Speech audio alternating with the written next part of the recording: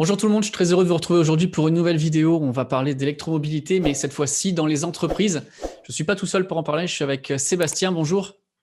Bonjour Jérémy. Tu es président et fondateur de The Blue Way. Est-ce que tu peux te présenter, nous présenter l'entreprise? On va pouvoir rentrer dans le vif du sujet. Avec grand plaisir. Eh bien, écoute, voilà, donc moi j'ai fondé The Blue Way en 2019 pour ambition d'accompagner les entreprises dans l'électrification de leur flotte, dans un sens plus large dans la transition énergétique. Il a dû entendre parler de la loi LOM qui impose des seuils de renouvellement en véhicules faible émission, de la mise en place des zones faible émission dans les zones urbaines. Les entreprises sont un peu aujourd'hui au pied du mur et ont besoin de modifier en profondeur leur politique de gestion de flotte. Alors, nous, ce qu'on propose, en fait, c'est un accompagnement le plus large possible de l'entreprise dans cette phase de transition extrêmement multi-expertise, donc avec des implications qui sont à la fois économiques, d'usage par rapport vraiment aux caractéristiques des véhicules, qui sont de l'ordre des infrastructures, évidemment, pour tout ce qui concerne la recharge. On a des impacts également sur la politique de gestion des ressources humaines, etc. La formation, voilà. C'est une transformation qui ne peut pas être en fait l'objet d'un seul homme au sein de l'entreprise. Et donc, nous proposons en fait d'agréger toute cette expertise pour accompagner l'entreprise dans ses projets. Essentiellement du conseil et puis en quelque sorte de l'assistance à maîtrise d'ouvrage quand on rentre dans la phase de mise en place. Quels sont les principaux problèmes, les principaux freins qu'ont les entreprises pour venir poser des questions à une tierce personne comme vous? Déjà, un problème lié à l'usage. Est-ce que les véhicules électriques répondent à l'utilisation qu'en ont les collaborateurs au jour le jour? Bien souvent, on se rend compte que les entreprises ne sont pas tellement conscientes de l'usage qui est fait au quotidien des véhicules qu'elles mettent à disposition de leurs collaborateurs. Il y a une question d'économie. Aujourd'hui, le véhicule électrique est perçu comme une solution coûteuse. Donc, en fait, c'est vrai quand on raisonne sur le prix d'achat, sauf que voilà, pour une entreprise, on peut se permettre de raisonner d'une autre manière, c'est-à-dire en raisonnant en coût global, en incorporant les coûts d'énergie, le coût de la fiscalité, etc. Voilà, il faut être extrêmement en fait exhaustif dans l'analyse des coûts, et c'est encore un exercice qui a une certaine complexité. On se rend compte bien souvent que le véhicule électrique est parfaitement rentable, voire en fait même apporte un bénéfice économique important. Et puis sur cette base-là, effectivement, recommander des véhicules qui existent aujourd'hui sur le marché ou qui arriveront prochainement dans les gammes des constructeurs, en estimer le coût global et en le comparant aux véhicules qui sont actuellement en flotte. C'est vraiment un élément en général qui est un pivot dans nos interventions. Il y a deux aspects au sein des flottes, bien souvent. D'une part, une certaine résistance à réaliser cette transition vers des véhicules électrifiés, parce qu'il y a une certaine peur du problème de l'autonomie, de la recharge, etc. C'est un changement d'habitude, ça c'est très clair. Les gestionnaires de flotte, les responsables ressources humaines sont désemparés parce qu'ils ne sont pas prêts à effectuer cette transition et pas prêts à apporter une réponse. C'est quelque chose d'assez compliqué à mettre en place comme dans les entreprises parce que bon, tu les connais, hein, SAP, ils sont en avant-garde là-dessus. Ouais. J'avais fait la vidéo chez eux, je vous mets le lien en description si vous voulez aller voir comment ils ont réussi à électrifier leur flotte. Je crois que c'est quasiment 400 véhicules qui sont maintenant électrifiés, vraiment intégrés de façon optimale. Mais ils me disaient que ça a été compliqué au départ. Il y avait toujours des réfractaires et dans les entreprises, je pense que ça doit être compliqué quand certains veulent et d'autres ne veulent pas. Ils ont commencé avec des petits pas, hein, en Mmh. introduisant les véhicules électriques qui étaient disponibles à l'époque. Et puis, au bout d'un moment, quand leur politique et l'offre des constructeurs étaient suffisamment matures, effectivement, ils ont mis en place une décision assez sévère en fait, ne plus commander de véhicules thermiques et commander 100% de véhicules électriques. On intervient souvent lors des premières réflexions. Ce qu'on voit, c'est qu'en fait, il y a aujourd'hui un moteur très important, c'est la législation. Si on prend l'exemple de la ZFE de Paris, interdiction des véhicules critère 2 à partir de 2024. Les renouvellements d'aujourd'hui sont déjà concernés par ces interdictions. La France a mis en place en fait tout un régime d'aide et un régime fiscal qui est extrêmement favorable aux véhicules électrifiés. En fait, déjà, il y a tout le système de bonus-malus, des exonérations sur la taxe sur les véhicules de société. J'ai pu déduire d'un côté la Exactement. voiture et de l'autre côté amortir la batterie. Ce qui fait exactement. qu'en fait, l'amortissement est quasiment 100 du coût du véhicule.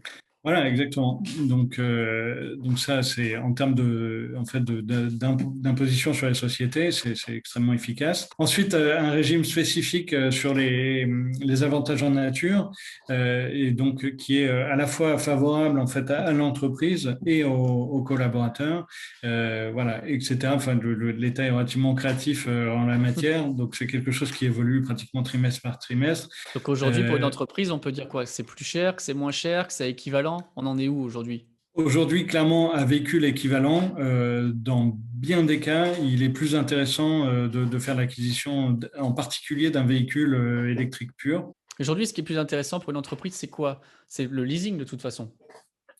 Alors ça, tout dépend de la politique de l'entreprise. Ce qu'on constate, c'est que de plus en plus d'entreprises se tournent vers des formules locatives. C'est une question qui est relativement indépendante de l'aspect énergétique, si ce n'est que il peut être intéressant de transférer en fait une partie du risque technologique, c'est-à-dire l'évolution de cette technologie qui est quand même relativement rapide, Ouais. vers une entreprise tierce. Bon, OK, l'entreprise, on peut mettre des bornes sur place, mais quand c'est des véhicules de fonction qui sont amenés à servir, tous les jours, il y a des solutions à mettre en place aussi, installer des choses chez les gens, mettre en place, justement un monitoring de la recharge, sur le système du logiciel d'SAP peut-être? Bien souvent, la recharge à domicile est la solution la plus commode, la plus confortable. Donc c'est des flottes, Euh, comment on dit? Les flottes captives et des flottes, voilà, alors pour des flottes captives, on va être plutôt sur une stratégie de recharge en entreprise. mais pour la recharge à Euh, domicile, c'est plus compliqué du coup. c'est très facile quand on a un collaborateur qui habite en pavillon. C'est plus difficile dans l'habitat collectif. Malgré tout, il existe des solutions dans ces cas-là sur lesquelles nous travaillons avec des partenaires sur le marché français aujourd'hui qui font un travail fantastique. Et sur la recharge à domicile, du coup, il faut passer par des bornes intelligentes qui vont être capables de savoir quel est le pourcentage de consommation d'électricité à la maison. Absolument, ouais. Si l'employeur souhaite rembourser les consommations électriques, voilà, ça suppose effectivement de mettre en place des bornes, des prises connectées, et d'en récupérer les informations, de les traiter le plus automatiquement possible pour pas augmenter la charge administrative de l'entreprise. Est-ce que vous travaillez avec une marque et puis basta? Ou est-ce que, comme, pour les voitures, on va avoir le choix, ça va être au choix de l'entreprise finalement et que vous allez être là pour superviser les travaux? Est-ce que ça fait partie de votre métier? Oui, absolument. Alors nous, on a fait le choix dès le départ d'être indépendant des acteurs du marché. Donc c'est vrai aussi bien pour les véhicules où on est complètement indépendant des constructeurs et des loueurs. C'est vrai aussi sur le marché de la fourniture, de l'installation des bornes de recharge. Notre objectif, c'est d'être aux côtés du client, l'aider à construire son cahier des charges en identifiant bien ses besoins, éventuellement revoir avec lui les offres qu'il aura reçues, et puis pouvoir assurer une supervision en fait des travaux pendant le déploiement des infrastructures en question. L'image que gardent encore beaucoup d'utilisateurs, beaucoup d'entreprises du véhicule électrique, c'est celle d'un véhicule en fait, qui est cantonné à un usage très Mmh. local. Quand même beaucoup d'entreprises sur le terrain français qui cherchent à rester sur des marques françaises ou des fabrications en France, etc. Et ce qui complique un petit peu la donne, c'est vrai qu'on a historiquement des constructeurs étrangers qui ont fait des produits excellents, hein. Bon, typiquement Tesla, Mmh. voilà, on est obligé de le nommer. Donc, Tesla matche pas toujours, d'après ce que tu m'as dit, avec la volonté des entreprises. Ça fait un peu trop luxe, ça fait voilà, en termes d'image, c'est parfois pas la ça bonne passe image. pas. Exactement, même si en termes économiques, ça peut complètement D'accord. passer.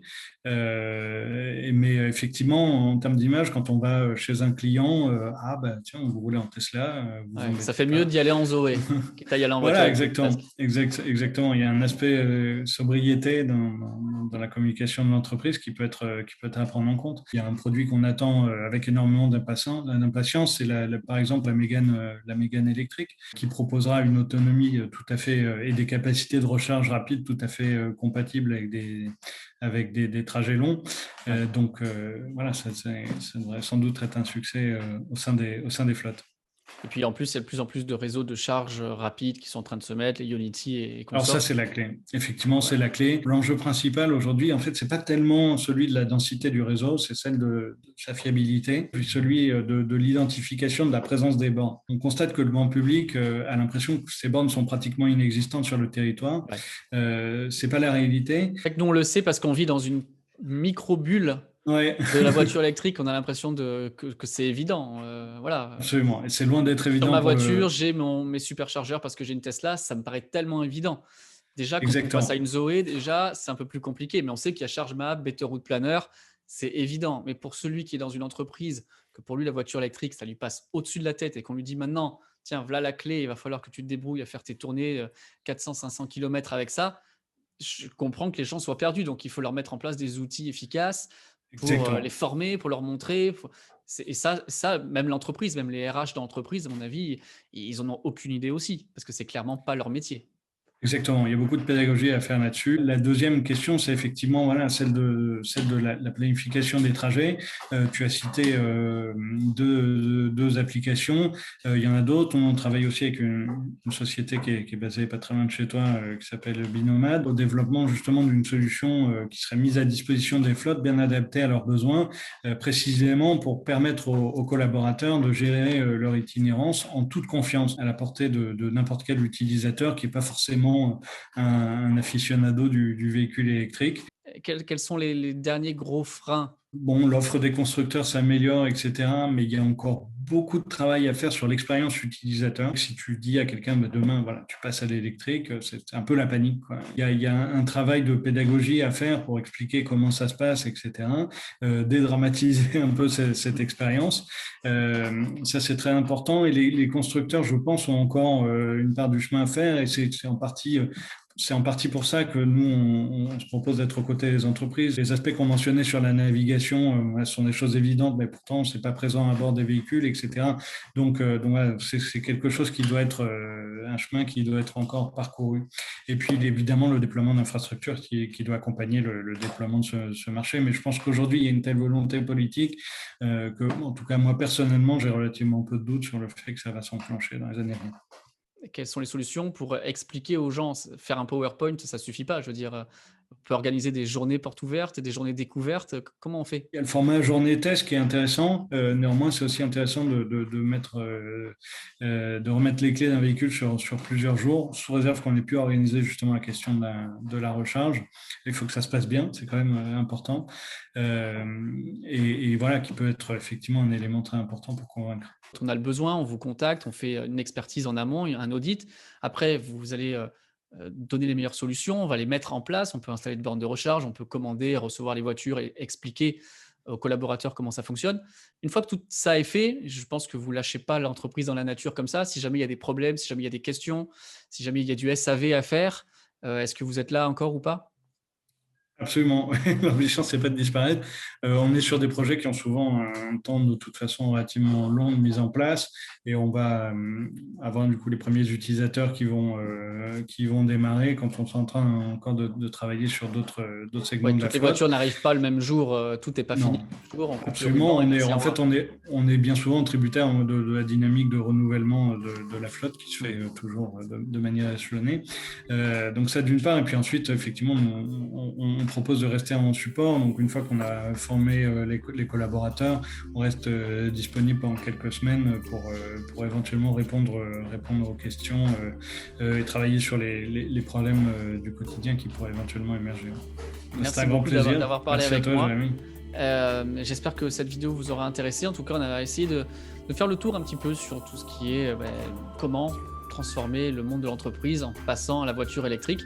C'est assez intéressant, c'est assez complexe. Je pense que c'est beaucoup plus complexe que ce que pensent les gestionnaires de flotte d'entreprise. Et à mon sens, c'est pour ça qu'ils ont besoin d'entreprises comme la tienne. Mon point de vue, comme je disais tout à l'heure, dans la petite bulle électromobiliste, on se réfère et encore, ça paraît déjà compliqué. Donc, j'ose même pas imaginer quand on a des centaines de voitures à gérer et que l'on ne sait même pas comment marche une voiture électrique. À mon avis, ça va être assez vite l'enfer. Donc, je les encourage à passer par une entreprise de consulting comme la tienne. Merci beaucoup. S'il y aura des questions, on les mettra en partie commentaire. J'espère qu'on pourra y répondre. Et puis, On traitera ensemble avec plaisir. Ouais. On se retrouve très bientôt pour de prochains épisodes. Merci beaucoup. Très bien, avec grand plaisir, Jérémy. À très bientôt. Bye bye tout le monde.